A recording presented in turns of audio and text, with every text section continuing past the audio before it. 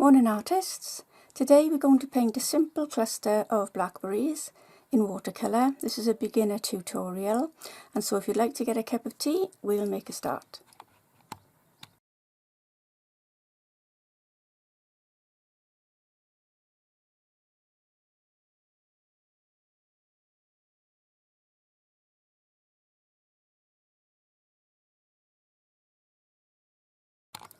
Hi, I'm Alison Fennell, the pottering artist. Welcome to my regular viewers and hello to new viewers. If you'd like to subscribe, just click the little red square in the bottom right hand corner of the screen. Then you'll be prompted to click a grey bell. So if you click that and allow your mobile to get YouTube alerts, you'll know when I'm posting a new video. So this morning we're going to get down to some juicy blackberries and some delicate little pink flowers to go along with them. The colours that I'm going to use are listed in the description, but here they are if you want to pause the video now and write them down. Then the brushes I'm going to use are going to be 3 round brushes I'm going to use. These are synthetic watercolour brushes. It doesn't matter what brand you use, or if they aren't synthetic, it doesn't matter. The sizes are a size 0, a size 3 and a size 6. If you haven't got the exact sizes, just use ones that are as near as you can manage. This is quite detailed work. Then we'll also be using a 1/4 inch flat brush. This is an acrylic brush, but you can use a 1/4 inch watercolour brush as well. This is going to be for lifting out highlights on the blackberry globules. Okay, so I've got my palette here. This is my, as usual, this is my lidded Frank Webb palette. Links to palettes like this and similar to this are in the description, as are some links to the brushes. There may be some affiliate links in the description, which means I'll be linking you to a product on my Amazon account, and I'll get a few pennies if you buy it, and it'll be at no extra cost to you. Alright. The paper I'm using is cold pressed Saunders Waterford, £140, also listed as 300 GSM if you're in the USA. I've stretched the paper overnight, and I've stretched it on a 9mm plywood board, which is a wooden board. As you can see, it's quite thick, so 9mm, and I've used masking tape I've used gummed tape to stretch it down. If you want to know how to stretch paper properly, please see my video about that in the description. If you haven't got stretch paper today, just use a sheet out of your watercolour pad or use a watercolour block.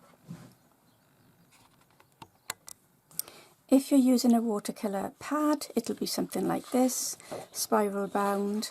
So when you start painting on it, the paper might buckle a little bit, but you'll just have to live with that, okay? If you're using a watercolour block, they come like this, and they are glued on 1, 2, 3, let me show you inside, 4 sides. But if you can just make out, can you see that slight gap there of about 1.5 inches? That's unglued, and when you've finished your painting and it's bone dry, you can slip a very sharp and fine knife in there, and then you see, you prise it away, and then you slice your painting off like that. So that's what you do with a watercolour block. Watercolour blocks, they're not stretched paper. They're just normal paper that's been glued. So they do lay flat quite well, but there is always the risk of a little bit of buckling. The only way to get proper stretched paper is to actually do it yourself. And as I say, you need to watch my video about that and how to do it. Okay, there's many ways of doing it. So to get on today, if you want this outline, please email me at alisonfennellart@hotmail.com and I'll send it across to you, along with this reference sheet, which has got leaves, the little flowers and some blackberries, and one that I did earlier. As with everything, the more informed you are, the better. So I took these photographs of some blackberry leaves last year, and so I've got them in my reference bank, so that will help me do the leaf in a moment. And I've found some in various blackberry pictures on the internet, and these again will help me really understand what I'm trying to paint. You know, you can see this gorgeous shine that we've got, a hard white shape in amongst the black. And it'll help me know how to develop the blackberries, and I'll show you too. So I have those on hand for when I'm painting. As you can see, I've partly done this painting, and the reason for that is I wanted the blackberry and the leaf and the one flower in a state of semi-completion. And then today I've got a blackberry and a leaf and a flower that haven't been painted, so I can show you the two stages more quickly. So first of all, I'm going to activate all the brushes I'm going to need by dunking them in the water and giving them a gentle bang on the base to get rid of all the air bubbles out of there. So they're activated now. Then I give them a flick on the palette to shake off the excess water. Then I'm going to dry all the shafts. I just roll them in the towel, just dry them. Okay, and make sure their shape is correct. I don't want them all bent over the wrong way. Keep the points nice. Make sure you don't have greasy fingers, or make sure you haven't been eating a bag of crisps or potato chips before you do this, because you don't want to deposit any grease on the hairs of the brush. Right, so I'm just going to lay them now on my palette like that, and that's where they stay as I'm painting. So let's get underway with the blackberry. So first of all, I'm going to take a size 5 brush, and I'm going to wet the whole inside of the blackberry.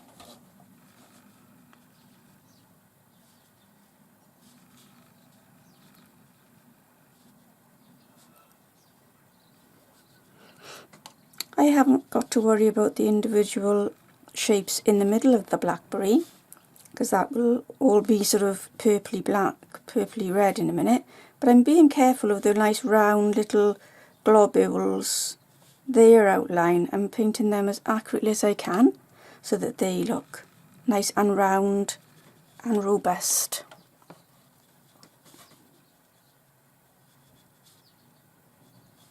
Because this is 100% cotton rag paper, it will soak in a lot of water and hold a lot of water for us, and giving us more painting time. It won't dry out so quickly.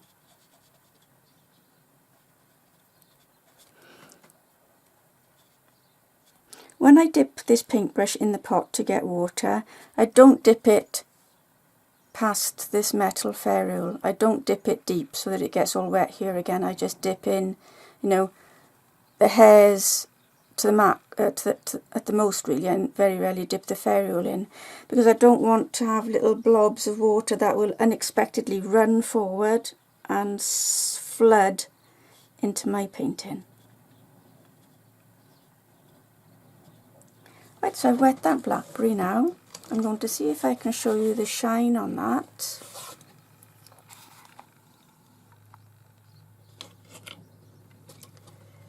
Bear with me. Yeah, you can see it's running now, can't you? You can see there's quite a lot of water on there. A bit too much, actually.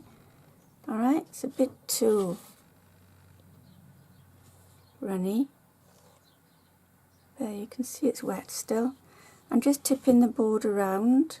There we are, you can see the faint shine on it. So that water really soaks in. There's a blob there, so I'm going to dab my brush in the flannel, and I'm just going to soak up, rub my brush in a flannel again, a face cloth, absorb most of that water.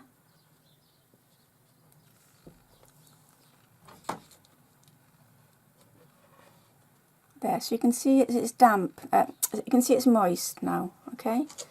But it's not got too much, it hasn't got any running surface water, which would be too wet.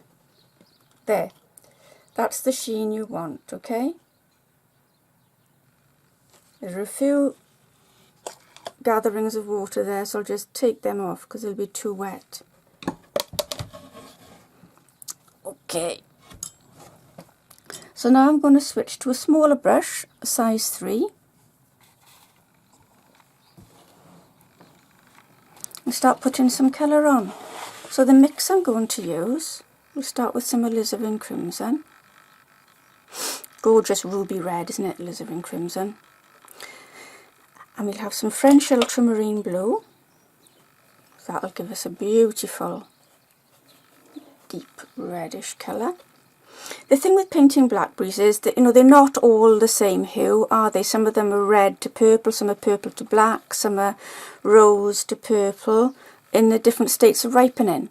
So, you know, you can make them look a little bit varied. So this is the mixture I've got. It's very thin cream, I'd say. It's not dripping off my brush, but it's moist enough to flow on to my wet blackberry, and my blackberry is still moist. There's still moisture on there. So we put that on,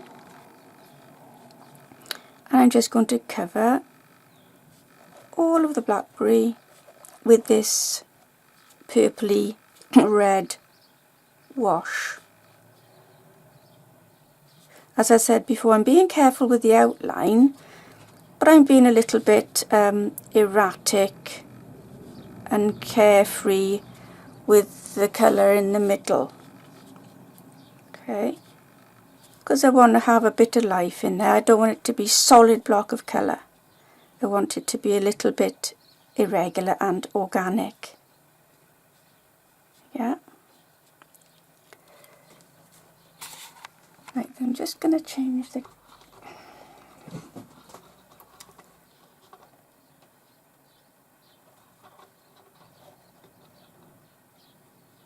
Right. So there's some colour on. While it's still moist, I'm going to go darker on the right hand side, because the right hand side I'm going to pretend is in shadow. So to that mix, which is alizarin crimson and French ultramarine blue, I'm going to add a little speck of Winsor Violet. Winsor Violet's a very strong colour. And what I'm going to do is try and aim for where I imagine the sort of crease in between the berries, you know, the sort of the deep bit. I'm just putting little pieces of colour in there. If you aren't sure, just get your outline again and look at it. You know, you can use that as a guide roughly. I'm trying to put some of those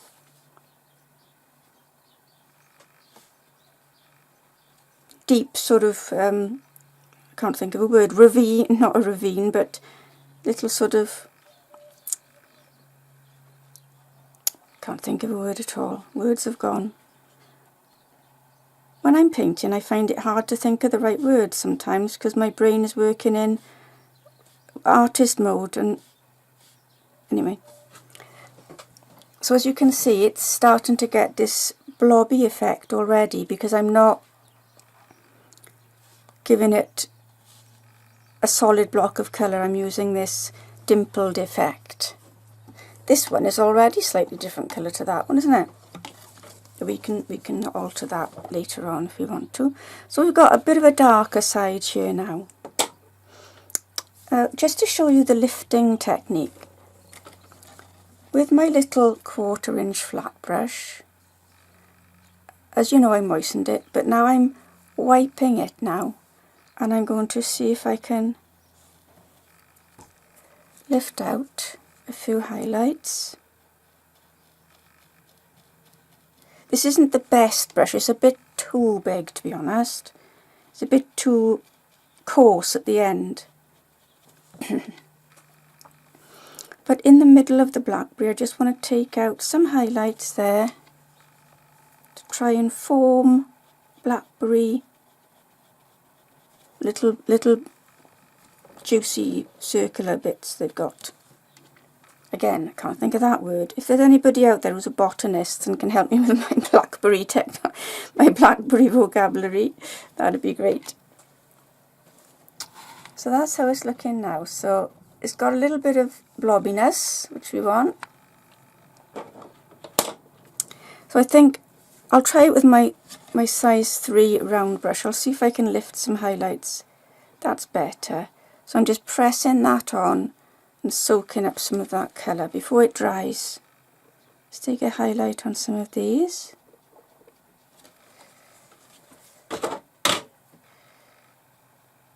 I only need to indicate a few, you know, you haven't got to do every single one. And again, if you're wondering where I'm placing these, you could get a good image yourself of blackberries and look at where the highlight is. You know, in this photograph here I've got, you can see where the highlights are. So just use that to give you a rough idea of, oh, there'd be a highlight on the top left hand side there, on some of them. Okay? So I'm just going to carry on doing that now off camera, taking out a few more highlights. Okay, so now I've taken out a few more highlights. It did require quite a bit of rubbing, rinsing, drying the brush and then rubbing again. Rinse your brush, dry your brush and rub out the highlight again. It's quite fiddly, but you get back then to almost the white of the paper, don't you? You see? So that's where we are at the moment. So I'm going to let that blackberry dry completely now. But the good thing is I can work on something else while it's doing that and it can dry naturally. So let's move on to now the little the leaf here. Okay, so as you can see I'd part done this leaf, and how I did that was I get my size 5 brush and I'm going to wet it all with clear water, and then I'm going to flood some colour into it. So again, this takes a little bit of wetting, but wetting this will give me a nice soft blurry leaf to start with and time to add detail afterwards.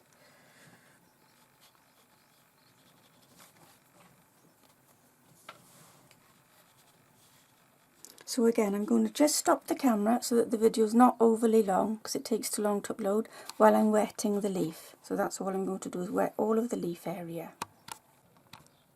So here we have the leaf and I've wet it all over. Can you see the shine it's got on it? That's how wet your leaf needs to be. Not wetter than that and not drier than that, because if it's drier than that it'll be damp and there won't be any shine on there. And when you put your wash on the leaf it won't flow. So in fact, just to be sure, I'm going to add a bit more water so that this process will last a bit longer. It was a bit fiddly cutting in around those little bits on the top of the blackberry fruit, but I just used a smaller brush to do that. So get the right brush for the job. So I've moistened all of this blackberry leaf and I'm going to flood in, using my size 5 brush, a mix of raw sienna,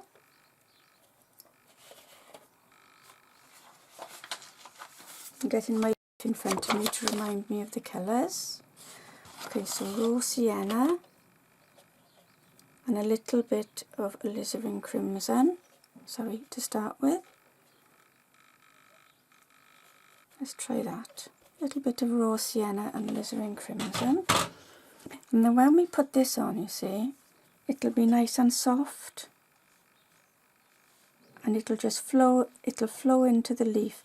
But I am going to leave lovely spiky edges using the tip of this brush. It's a size 5, but it comes to a nice point.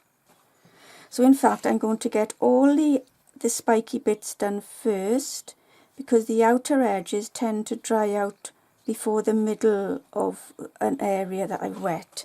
So I'll get all of that spiky outline done first of all, using just the tip of my brush.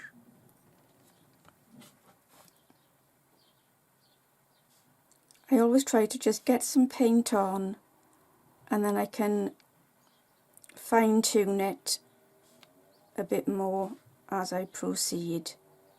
So I want that to taper really finely.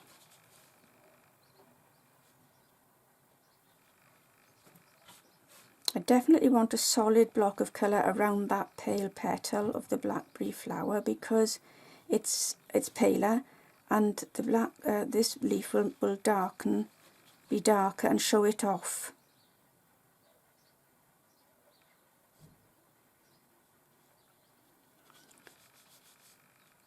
I'll just take some of that, it's a bit too strong, and share it out. Right, got a very soft wash there now.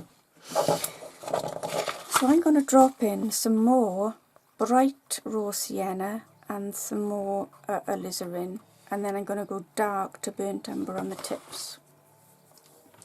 So I'll have a smaller brush now. So back to my size 3, and I'll just moisten my brush a little bit with a blob of water off the palette and pick up some raw sienna.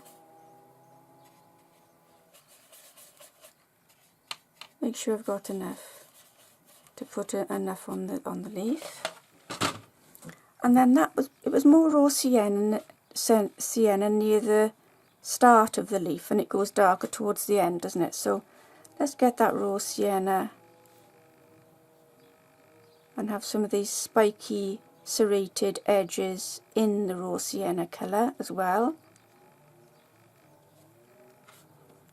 Okay, so already we've got a bit of contrast, and we've got raw sienna now as the sort of base colour, creeping up then into the end. Then we'll have some alizarin crimson now.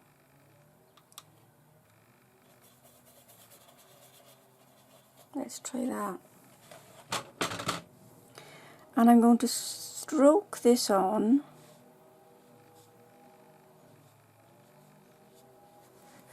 from the tip of the leaf into the centre of the leaf.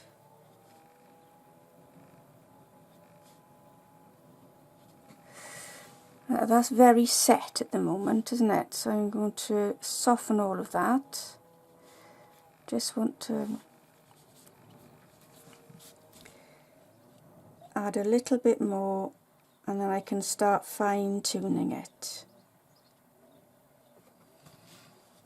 I want to give the idea of these veined, ridged qualities of the leaf, but I don't want it to be too, you know, childlike. It'll be too set.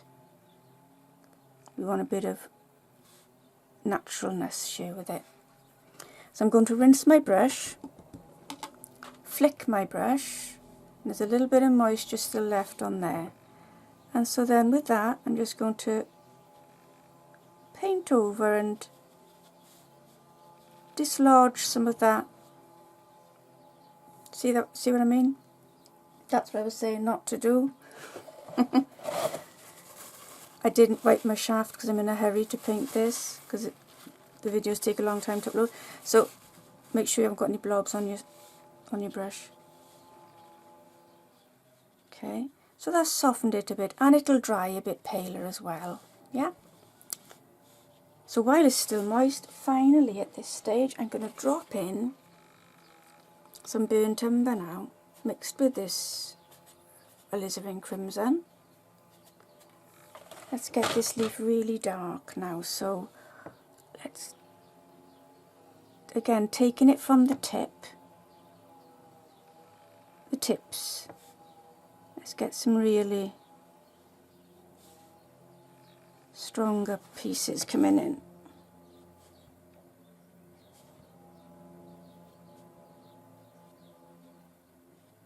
Because the leaf is obviously going over because it's fruiting time, and so the leaf has done its job and it's getting ready to die and decay. And that's what I love about the autumn and blackberries, is this beautiful contrast of, you know, the stages and the cycles of the leaves. Beautiful autumn colours. I think we all appreciate those. I'm just dragging in a few areas there.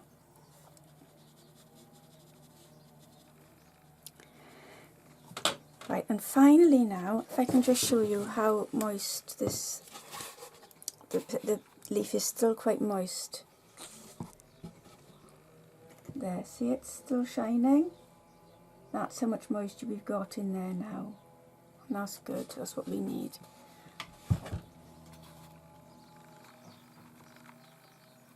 So I'm going to try and just lift out some ridges, very, very sort of fine yellow ridges in between the sort of raised, arched pieces there. So let's drag the brush. Rinse each time, because with each drag I'm picking up a lot of pigment. So I'm just trying to create the idea of these veined ridges, little gullies in between the lobes of the leaf. I think that's a word. Within the leaf, blackberry leaf, a lobe. And then the central vein. So that's all I'm going to do with that leaf now. I'm going to let that dry and carry on working. So going back to the blackberry, if you want to know if it's bone dry, you can test it by using this part of your thumb. Press it in. If there's any coolness, if you feel coolness, it might look dry but it's still damp.